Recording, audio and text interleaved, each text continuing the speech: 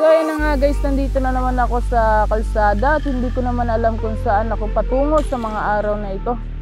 Hindi ko alam yung tamang landas na tinatahak ko, pero syempre pagpapatuloy ko lang to, no.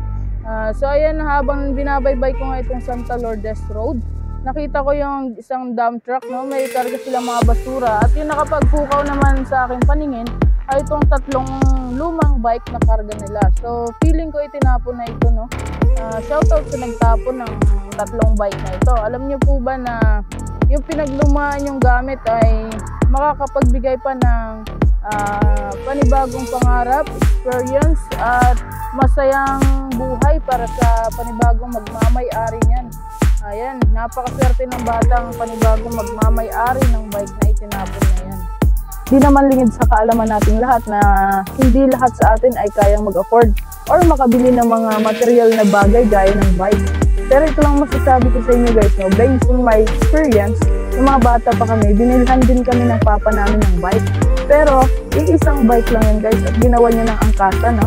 Dalawa na kami doon ng kuya ko at ginagamit namin yun pagpasok ng school.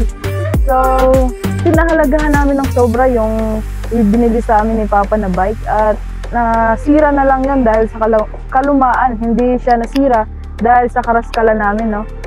Gamit na gamit talaga namin yung bike at nagpapasalamat kami dahil gumaan yung pang araw-araw naming gawain dahil hindi na kami naglalakad papuntang school. Kasi gusto ko lang sabihin guys, no, ang bawat bagay na meron tayo ay pasalamatan natin dahil hindi lahat ng mga tao sa paligid natin ay merong mga gamit na kagaya sa atin.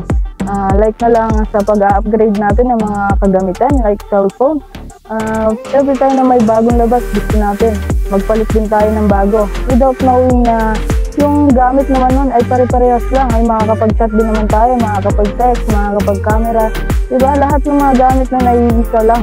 Pero yun nga lang, upgraded din sa'yo at yung sa amin ay luma. Pero kung titingnan natin, same lang yung paggagamitan. May kasama nga ako dati sa trabaho guys. Yung relong ginagamit ko ay 150 pesos lang. Tapos yung ginagamit niya namang relo ay nasa 20,000 pesos. Pero nung may lumapit sa amin at tinanong kami kung anong oras na, same lang naman yung oras na ibinigay namin. O di ba, makikita niyo yung differences. Mahal yung ginagamit niya at mura yung akin. Pero same lang naman yung oras na ibibigay namin.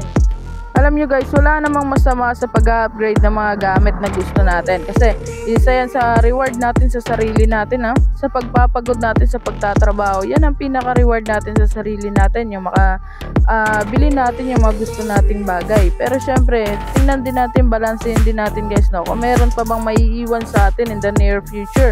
Kung meron ba tayong naitago, naitabi, di ba? Ayun lang guys, no? Balansehin lang natin yung buhay natin dito. Hindi yung puro na lang tayo luho ng luho tapos hindi natin napapansin na sobrang dami na pala nating parcel tapos wala na pala tayong pangbayad. Oh my god guys, ang dami-dami ko na namang sinabi. Wala yun guys, hayaan nyo na. Gusto ko lang naman ipakita sa inyo yung mga lugar na pinupuntahan ko dito sa parting norte ng Palawan. So ayan guys, no, ingat ang lahat ng bumabiyahe kagaya ko. And more paglalakbay dito lang sa Palawan. Shoutout tayo next vlog natin.